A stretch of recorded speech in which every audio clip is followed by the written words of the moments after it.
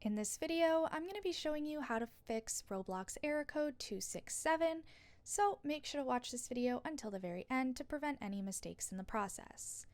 You're going to begin by going onto your Windows key and going to Roblox. Now, once you have this open, you're going to right-click on Roblox Player and click on Open File Location.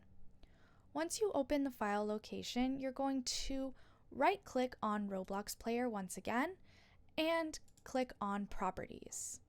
Navigate to the Compatibility option and click on Run this program in compatibility mode for Windows 8.